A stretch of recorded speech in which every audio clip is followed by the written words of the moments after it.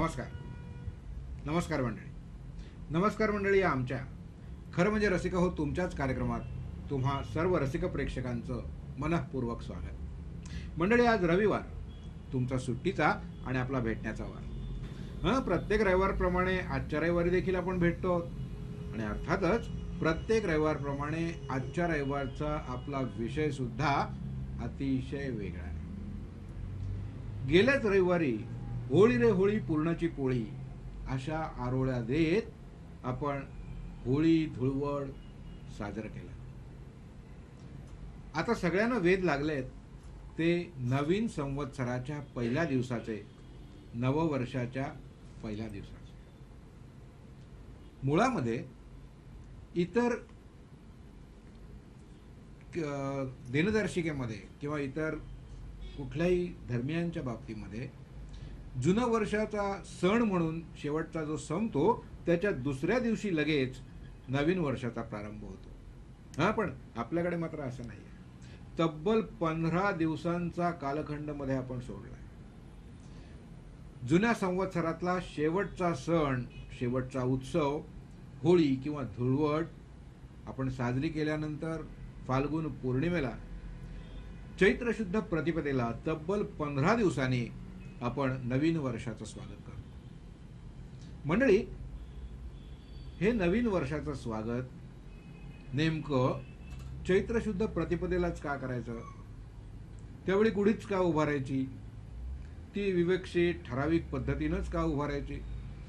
तुमच्याप्रमाणे माझ्याही मनात या शंका, अशा प्रकारचे प्रश्न खूप आहेत. आणि या सगळ्या शंकांची, प्रश्नांची थेट उत्तरं देण्यासाठी तुमच्या आणि आमच्या खास आमंत्रणावरून आज आपल्या स्टुडिओत उपस्थित आहेत आपले मान्यवर पाहुणे. हिंदू जनजागृती समिती संचालित रणरागिणी शाखेच्या सौभाग्यवती राधा सुर्वे. नमस्कार. आपल्या मनात गुढीपाडवा, गुढीवंदन, गुढी आरोहण हे नेमकं कशा पद्धतीने करावं याबद्दल काही शंका, काही प्रश्न असतील तर आपण थेट राधाताईंशी संवाद साधू शकता. मग विचार काय करता? उचला फोन, फिरवा नंबर आणि संपर्क साधा थेट राधा सुर्वे यांच्याशी. त्यासाठी आमचे दूरध्वनी क्रमांक आहेत 2542 22 22, 2545 22 22 आणि 2538 22 22. चला सुरुवात करूया. राधाताई नमस्कार. नमस्कार.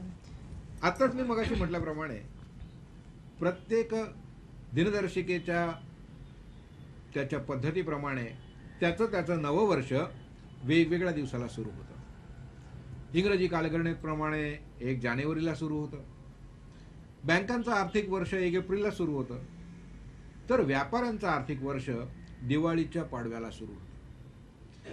मग इतके सगळे नववर्ष दिन असताना हिंदूंचा नववर्ष दिन गुढीपाडवा एक वेगळाच काहीतरी आपण दिवस ठरवला. हा नेमका का आणि कशासाठी हो? जो गुढीपाडवा आहे तर त्याच्यामागे आपण जो साजरा करतो इतक्या मोठ्या प्रमाणात नववर्ष यात्रा काढतो आपण किंवा अनेक पद्धतीने आपण तो साजरा करतो. तर त्यामध्ये मुख्य कारण आहे, 3 कारण आहेत. नैसर्गिक कारण आहे, ऐतिहासिक कारण आहे आणि आध्यात्मिक कारण आहे.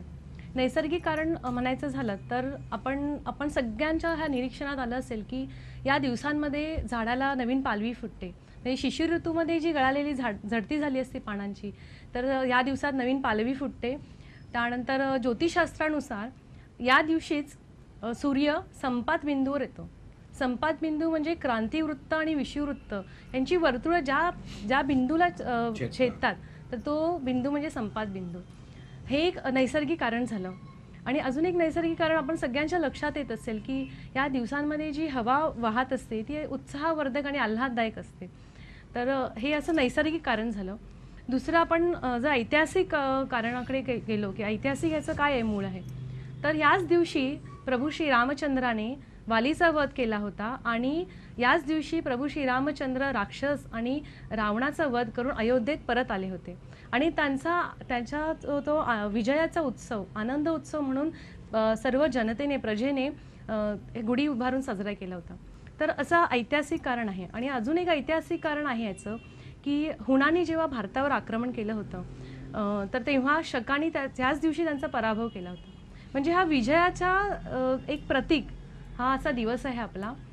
आणि याच्यानंतर आपण जरा पुढे जाऊन आपण याचा आध्यात्मिक कारण जर पाहिलं तर याच दिवशी ब्रह्मदेवाने सृष्टीची निर्मिती केली होती. आपण सर्वांना ठाऊक आहे की विश्वाची निर्मिती ही ईश्वराच्या संकल्पाने झालेली आहे आणि हा आपल्या ब्रह्मदेवांचा संकल्प याच दिवशी झालेला होता आणि म्हणूनच याच दिवशी उत्पत्तीचा काळ सुरू झाला आणि तो दिवस म्हणजे चैत्र शुद्ध प्रतिपदा. हे असं आध्यात्मिक महत्त्व आहे आणि ह्या दिवशी वातावरणात ब्रह्माच्या ज्या प्रजापती लहरी आहेत त्या मोठ्या प्रमाणात प्रक्षेपित होत असतात.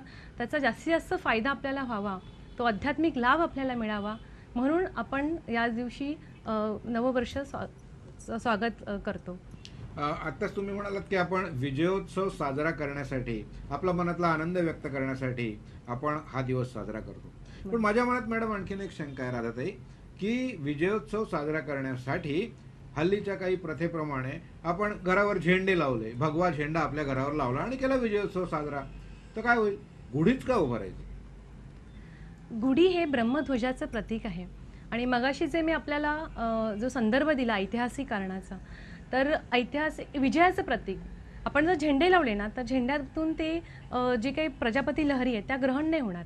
म्हणून आपल्या धर्मशास्त्रात काही अशा विधी दिल्या आहेत की जेणेकरून त्या ज्या आध्यात्मिक लहरी आहेत ज्या आपल्याला डोळ्याने दिसत नाहीत, ते सूक्ष्म जगतातल्या आहेत, पण त्या नक्कीच त्या विधींच्या मार्फतून किंवा ते आपण जे काही साहित्य वापरतो गुढी उभारण्यासाठी त्या सगळ्या माध्यमातून ते चैतन्य, त्या लहरी आपल्या घरी निश्चित येतात.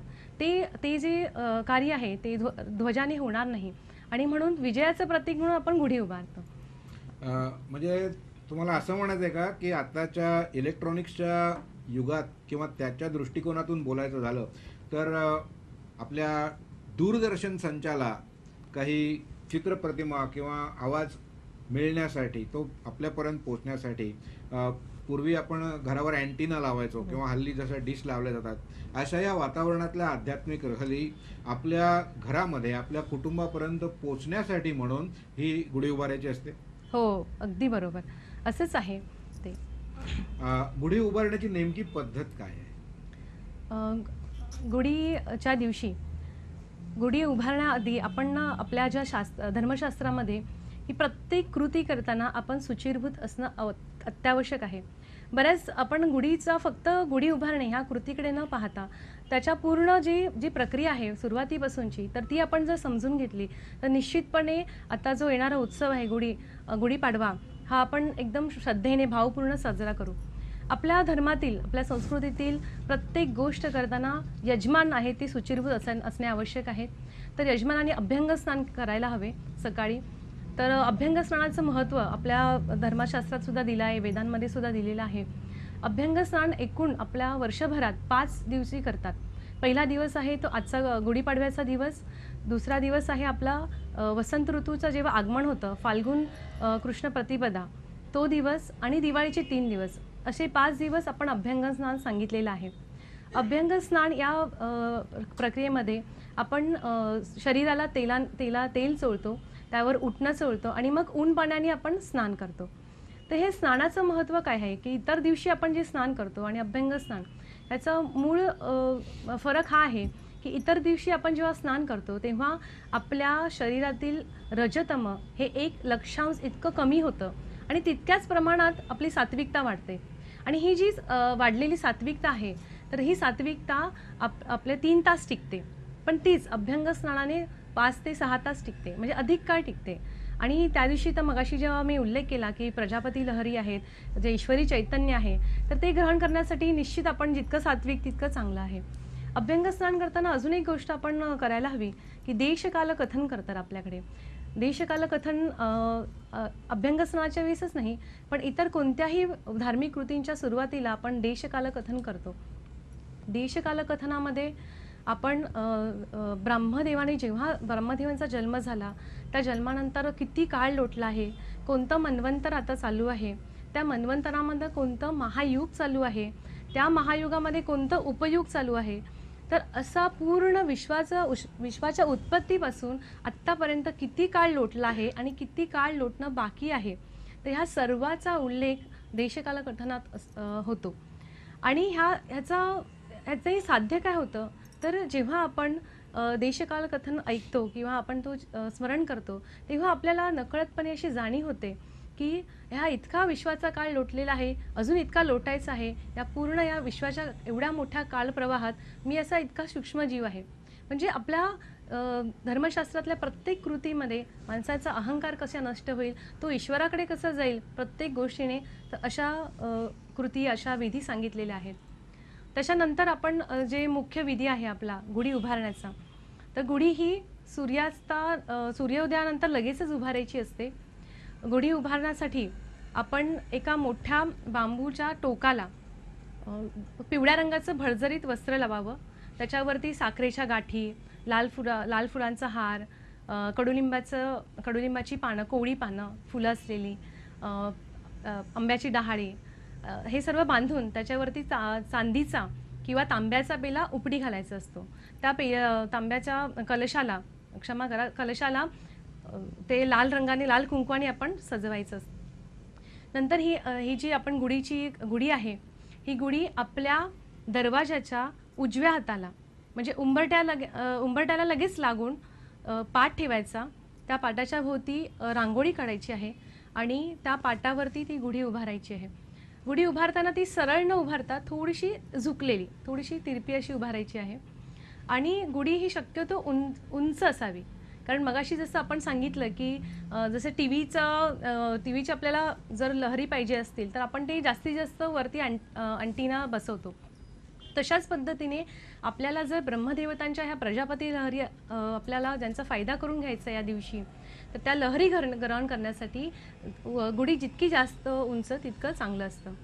तर ह्या पद्धतीने गुढी आपण उभारल्यानंतर तिथे आपण जशी पंचोपचार पूजा करतो तशी पंचोपचार पूजा गुढीची करायची असते. तिला नैवेद्य दाखवायचा असतो आणि सहकुटुंबाने हा नैवेद्य ग्रहण करायचा असतो. हा विधी झाल्यानंतर आपली जी नित्यकर्म आहेत, म्हणजे आपण कुठे गोडधोड घरी करतो तर ती नित्यकर्म आपण करू शकतो. पण एक अजून लक्षात घेतलं पाहिजे की गुढी जी आपण उतरवतो संध्याकाळी, ते सूर्यास्ताच्या वेळेस उतरवायची असते ती. आणि उतरवताना सुद्धा गुढीला गुळाचा नैवेद्य दाखवायचा असतो. ती उतरवल्यानंतर मग आपण त्याचं जे निर्माल्य आहे तर ते त्याच दिवशी वाहत्या पाण्यात विसर्जन करायचं. आणि जो कलश आपण गुढीवरती ठेवलेला आहे तर तो कलश त्याच दिवशी पालथा ठेवायचा, पण दुसऱ्या दिवसापासून त्या कलशामध्ये आपण पाणी पिऊ शकतो. तांब्याच्या कलशामध्ये प्यालेल्या पाण्याचा आपल्याला तसा आयुर्वेदिकही लाभ आहे. आणि तो कलश आपण गुढीसाठी वापरलेला आहे, तर त्या कलशामध्ये प्रजापती लहरी आलेल्या असतात, तर त्या प्रजापती लहरींचा वर्षभर आपल्याला फायदा होतो. त्यासाठी त्या तांब्याच्या कलशातून पाणी प्यायचं असतं. तर ही आपली गुढीची हे झाली, गुढी उभारण्याची, गुढीपाडव्याच्या जे आहे तर ते साजरे करण्याची पद्धत झाली. मंडळी, आपल्याही मनात असे काही प्रश्न, अशा काही शंका असतील, त्यासाठी आपण थेट सौभाग्यवती राधा सुर्वे यांच्याशी संपर्क साधू शकता. त्यासाठी आमचे दूरध्वनी क्रमांक आहेत 2542 22 22, 2538 22 22 आणि 2545 22 22. गुढीपाडवा का आणि कसा साजरा करायचा, गुढीची पूजा कशी करायची, गुढी कशी उभारायची, याची योग्य आणि आदर्श पद्धत आत्ताच राधाताईने आपल्याला सांगितली. याच दिवशी करायची आणखी काही कृत्य, आणखी काही कर्म जे आहेत की जे हिंदूंनी करणं आवश्यक आहे, हिंदूंनी म्हणण्यापेक्षा सर्व धर्मियांनीच करणं आवश्यक आहे, त्यांनाही त्याचा नक्की फायदा होणार आहे, हे आपण त्यांच्याकडून समजून घेणार आहोत. तुमच्या मनात काही प्रश्न, काही शंका असतील तर थेट आपण राधाताईंशी संपर्क साधू शकता. 2542 22 22, 2538 22 22 आणि 2545 22 22. राधाताई, आता आपण गुढीची पूजा केली, नैवेद्य दाखवला, घरातल्या सगळ्यांनी गोडधोडाचं जेवण केलं, पण त्यापूर्वी एक कडुलिंब भक्षण हा काय प्रकार आहे नेमकं? मुद्दाम कडू खायचं त्या दिवशी? मगाशी आपण जर सांगितलं ना की कोणत्याही कृतीमागे एक शास्त्र असतं, तर कडुलिंबाची जी पानं आहेत, कडुलिंबाच्या पानांमध्ये प्रजापती लहरी ग्रहण करण्याची जास्ती क्षमता आहे. आणि म्हणून कडुलिंबाची पानं आपण प्रसाद म्हणून दाखवतो. आणि फक्त कडुलिंबाचंच नाही, तर त्या प्रसादामध्ये आपण हिंग, नंतर चण्याची डाळ किंवा भिजलेले चणे, मध, जिरे यांचा पण नैवेद्य दाखवतो. आणि ह्याला आयुर्वेदामध्ये सुद्धा आधार आहे. आपल्याला उन्हाळ्याचा त्रास होऊ नये म्हणून यात मिरी आणि जिरं टाकले जातं. ते वाटून खाण्यासाठी आयुर्वेदामध्ये सांगितलेलं आहे. तर म्हणजे प्रत्येक गोष्ट आहे ना आपल्या धर्मातली, आपल्या संस्कृतीतली, त्याला जसं आध्यात्मिक आधार आहे तसं इतरही आधार आहेत. आणि थोडक्यात लोकांनी नुसतं आयुर्वेदाचार्य किंवा वैद्यकांनी सांगितलं म्हणून बा उन्हाळ्याचा त्रास होऊ नये म्हणून हे तुम्ही खा, हां, ते एखाद्या वेळी लोक कदाचित खाणार नाहीत, म्हणून याला कुठेतरी धर्माची सांगड घालून लोकांच्या मनावर ते बिंबवण्याचा प्रयत्न केलाय असं आपल्याला वाटतं. नाही, याचा आधार आहे ना. आपण जे मगाशी आपण जे सांगितले की प्रत्येक गोष्टीचं जे पुरावे आहेत ते वेदांमध्ये आहेत. आपण जर वेदांचा अभ्यास केला, आपण धर्मशास्त्रांचा अभ्यास केला, धर्मग्रंथांचा अभ्यास केला, तर ह्याच्या काही ऋचासुद्धा आपल्याला मिळतील, ह्याचे काही श्लोक, स्तोत्र, मंत्र असे पण मिळतील. तर ह्या आहे, त्याचा उल्लेख सर्वीकडे आहे. या दिवशी पंचांगाचं पूजनही केलं जातं, पंचांगाचं श्रवणही केलं जातं. तर या दिवशी पंचांगाचं पूजन करण्याचं काय विशेष आहे? आपण जसं सांगितलं की ह्या दिवशी आता नवीन वर्षाची सुरुवात होते. तर सुरुवात होण्यापूर्वी पंचांग श्रवण म्हणजे ते आपण पूर्ण वर्षभराचं काय होणार आहे ते ऐकतो. फलादेश ऐकतो आपण. तर पूर्वी याचं महत्त्व होतं. पूर्वी शेतीप्रधान आपला देश होता. तर पंचांग श्रवण जेव्हा करायचो त्याच्यामध्ये आपण जर भौगोलिक कारण पाहिलं तर मग ते जर लिहिले पंचांगामध्ये असं लिहिले असेल की या वर्षी पाऊस कमी पडेल, तर आपले शेतकरी बांधव आहेत तर तशी ते तरतूद करायचे, तशी व्यवस्था ते करायचे. जर पाऊस लवकर पडणार असेल तर शेतीची मशागत आधी करायचे. तर पंचांग श्रवणाचा आध्यात्मिक फायदा सुद्धा आहे आणि असं इतर सुद्धा फायदा आहे, व्यावहारिक सुद्धा फायदा आहे. तर आणि आध्यात्मिक फायदा कसं की आपल्या पंचांग श्रवणातले एक आपण जेव्हा तिथीचं श्रवण केल्यावर काय फायदा होतो, तर तिथीचं श्रवण केल्यानंतर आपलं आयुष्य वाढतं. असं प्रत्येक वाराचं श्रवण केल्यानंतर काय आपल्याला लाभ होतो, लक्ष्मीचा लाभ होतो. तर अशा सगळ्या गोष्टींचं महत्त्व दिलं आहे. आणि पूर्ण पंचांगाचं आपण जेव्हा श्रवण करतो तेव्हा आपल्याला गंगा स्नानाचं फळ लाभतं. तर इतकं महत्त्व ह्या पंचांग श्रवणाचं आहे त्या दिवशी, म्हणून पंचांग श्रवण केलं जातं. आपल्याला एक दूरध्वनी आलाय, तो आपण घेऊया. नमस्कार. नमस्कार. नमस्कार. बोला. हा, मी जगेश्वर ठाकूर बोलतोय. मला प्रश्न विचारायचा आहे. हा, बोला. हे झेंडूची फुलं वगैरे दारावर आपण जे बघतो, त्या झेंडूच्या फुलाचं काय महत्व आहे की आपण ते गुढीपाडव्याला वगैरे लावतो? बरोबर. त्यांचा प्रश्न आहे, झेंडूचीच फुलं का वापरायची, इतर कुठली आणखीन रंगीबेरंगी सुवासिक फुलाचं तोरण का नाही बांधायचं? झेंडूच्या फुलांमध्ये वातावरणातील ईश्वरी चैतन्य किंवा शक्ती ग्रहण करण्याची क्षमता जास्त असते इतर फुलांपेक्षा. म्हणून झेंडूची फुलं ही आपण तोरणाला, नंतर जिथे कार्यक्रम आहेत, धार्मिक विधी आहेत, तर तिथे वापरतो. आणि झेंडूच्या फुलांबरोबर आंब्याची सुद्धा पानं असतात. म्हणजे ही सगळं आहे नैसर्गिक, त्याच्यामध्ये ईश्वरानेच ते जास्त ग्रहण करण्याची शक्ती दिलेली आहे, क्षमता, म्हणून आपण ते वापरावं. आणि म्हणून प्रत्येक सणाला सुद्धा आपण झेंडूची फुलं, आंब्याचे पानं, दसऱ्याला त्याच्यामध्ये आणखीन ॲडिशन होते ती भाताच्या लोंब्या, कारण त्यावेळी नवीन पीक आलेलं असतं. झेंडूची फुलांचे तोरण हे वर्षभर आपल्या प्रत्येक पवित्र दिवशी आपल्या दरवाजावर लावणं हे अतिशय महत्वाचं आहे. राधाताई, कडुलिंबाचं सेवन केल्यानंतर झेंडूच्या फुलांची माळ दरवाजाला लावली, गुढीचं पूजन केलं, त्यानंतर एकमेकांना शुभेच्छा ज्या दिल्या जातात ह्या बऱ्याचदा हॅपी न्यू इयर अशा दिल्या जातात. याबद्दल आमच्या नवीन पिढीला तुम्ही काय सांगाल? आपण एकतर आपल्या जी संस्कृती आहे, आपली मातृभाषा आहे, त्याचा आपल्या प्रत्येकालाच अभिमान असावा. आणि हॅपी न्यू इयर ही जे आहे, तर मुळात संकल्पना काय आहे की नवीन वर्ष चालू होते आणि त्याला आपण शुभेच्छा आहेत. तर नवीन वर्ष जर आपल्या मराठीतलं आहे, आपलं जर हिंदू संस्कृतीचं आहे, तर पण प्रत्येकाने आग्रही असावं की ज्या संस्कृतीचं नवीन वर्ष आहे त्या संस्कृतीच्या त्या भाषेमध्ये आपण शुभेच्छा द्यावं, अशी माझी इच्छा आहे, किंवा मग अशी प्रत्येकाने इच्छा बाळगावी. असं ते कशा पद्धतीने द्याव्या असं आपण मार्गदर्शन करावं, आपण शुभेच्छा नेमकं म्हणावं. हां, नवीन वर्षाच्या हार्दिक शुभेच्छा, किंवा हे येणारं वर्ष आपल्याला मंगलकारक, सुखदायक जावं, अशा पद्धतीने आपण शुभेच्छा देऊ शकतो. तुमची हिंदू जनजागृती समिती नेमकी या उपक्रमाबद्दल, या कार्यक्रमाबद्दल किंवा इतरही हिंदूंच्या अनेक सणांबद्दल नेमक्या कोणत्या प्रकारच्या योजना आखते, लोकांना मार्गदर्शन करते? समिती अनेक माध्यमातून याचा कार्यरत आहे. फक्त 1-2 गोष्टी इथे सांगाव्याशा वाटत आहेत की आता ज्या काय नवीन वर्षाच्या स्वागत यात्रा काढल्या जातात, तर ते एक चांगलं चिन्ह आहे की आपण हिंदू संघटित होत आहोत. पण त्याचबरोबर हे जे नवीन वर्ष साजरा करताना कुठेतरी जे तरुण पिढी आहे जे पाश्चात्य संस्कृतीनुसार इतर दिवस साजरे करते. उदाहरणार्थ आपण पाहिलं तर 31 डिसेंबर ज्या हुल्लडबाजीने साजरे केले जातं, म्हणजे स्वतःलाही त्रास आणि समाजालाही त्रास. म्हणजे सायलेन्सर गाडीचे बंद करून मग जोरात गाड्या फिरवणे, त्यानंतर मग ते मद्यपान करणे, रात्रभर डीजे चालवणे, या सगळ्या प्रकारातून कुठेही त्यांनाही आनंद मिळत नाही आणि इतरांनाही. तर मौज मजा आणि हुल्लडबाजी तर ही कुठेतरी नाही आपल्या उत्सवांमध्ये सुद्धा येते. तर म्हणजे दुखावपणा करणं, नवीन कपडे घालणे किंवा चुरस पण आता कुठे कुठे असते, किंवा राजकीय नेत्यांची की एकाच विभागात 4-4 सुद्धा यात्रा काढल्या जातात. तर मूळ संकल्पना आहे की आपला गुढीपाडवा साजरा करून हिंदू संघटित व्हावं, हिंदूंनी कुठेतरी आपलं अहंकार बाजूला सोडून एक हिंदू म्हणून एकत्र यावे. तर ती मूळ संकल्पनेपासून आपण बाजूला जात नाही ना, तर यासाठी आपण दक्ष असायला हवं. दुसरं, आपण समितीचं जे काही विचारलं की समिती कशा माध्यमातून या सगळ्यामध्ये कार्य करते, प्रयत्नशील आहे. तर आपण इथे पाहत असाल की हस्तपत्रक आहे, तर अशा माध्यमातून आम्ही जे काही जनजागृतीचं कार्य करतो.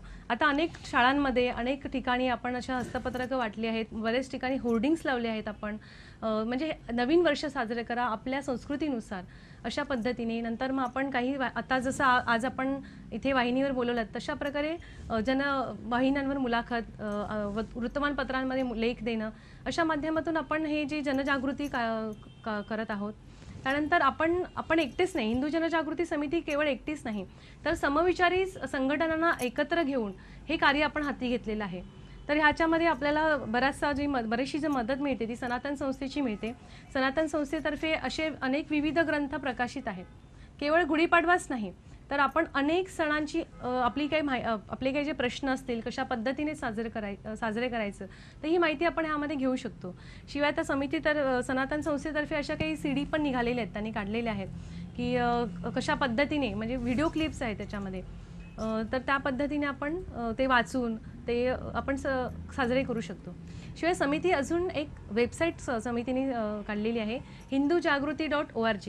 या संकेतस्थळावर आपण ह्या व्हिडिओ क्लिप्स ठेवलेल्या आहेत. फक्त ह्या व्हिडिओ क्लिप्स नाही, सणांच्या नाही, इतर सुद्धा, म्हणजे धर्मावर होणारे आघात, संस्कृतीचं कुठे कुठे आपण हे करत आहोत, विडंबन होणारे, देवतांचं विडंबन, संस्कृतीवर होणारे आघात, तर या सगळ्यांसाठी आपण ह्या वेबसाईटच्या माध्यमातून अनेक ठिकाणी जनजागृतीच्या माध्यमातून आपण कार्य करत आहोत.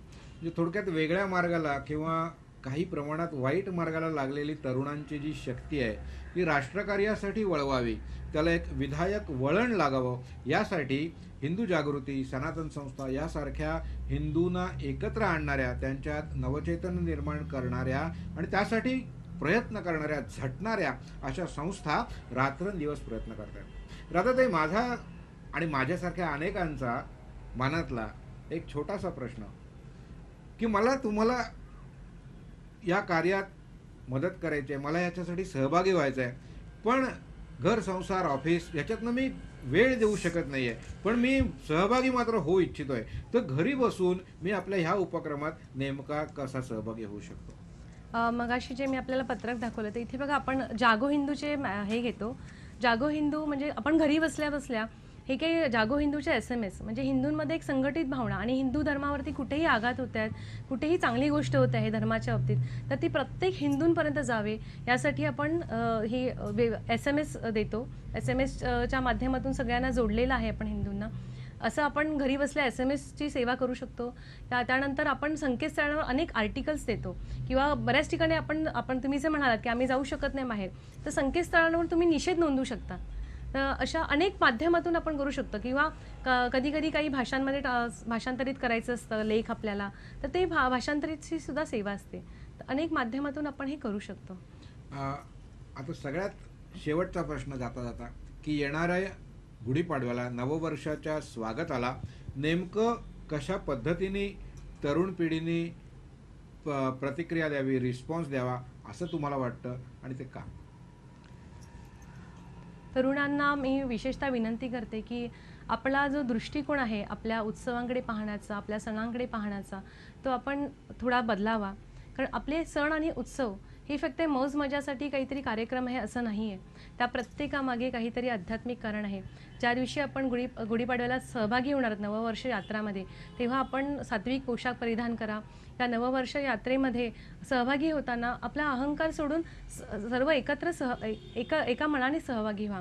आणि त्याशिवाय आपण ज्या मार्गिकेने चालत आहोत तर त्या मार्गिकेमध्ये कुठेही असं वाईट कृत्य किंवा काय होताना दिसत असेल तर आपण तिथे एक दक्ष नागरिक किंवा एक धर्माभिमानी म्हणून तिथे नक्कीच थांबवा. काही ठिकाणी कसं यात्रांमध्ये देवतांची विडंबनात्मक चलचित्र असतात तर ती आपण रोखली पाहिजे. तर जिथे जिथे धर्मावरती आघात होतात तर तिथे आपण एक हिंदू म्हणून तिथे आपण थांबवायला हवं. आणि हे आपलं धर्मकर्तव्य आहे. आणि लक्षात घ्या, मगाशी जेव्हा काकांनी सांगितलं की आपली तरुणांमध्ये खूप ऊर्जा आहे आणि ती ऊर्जा आपण निरंतर फक्त 31 डिसेंबर किंवा गुढीपाडव्याला न वापरता ती निरंतर राष्ट्र आणि धर्मासाठी आपण वापरली तर ह्या राष्ट्रामध्ये एक मोठं परिवर्तन होईल आणि आपण गमावलेलं आध्यात्मिक आणि जे काही सगळं सामर्थ्य आहे ते पुन्हा आपल्याला मिळू शकेल अशी मी आपल्याला ग्वाही देते. धन्यवाद राधाताई. आज तुम्ही इथे आलात, आमच्या दर्शकांना गुढीपाडवा, गुढी कशी उभारावी याविषयी मार्गदर्शन केलं. त्याबद्दल श्रीस्थानक वाहिनीतर्फे आणि आमच्या सर्व प्रेक्षकांतर्फे आपले मनःपूर्वक धन्यवाद. तर मंडळी, येणारा गुढीपाडवा अतिशय आनंदाने, उत्साहाने आणि धर्माचरणाने आपण नक्की पार पाडाल याबद्दल माझ्या मनात तरी काही शंका नाही आहे.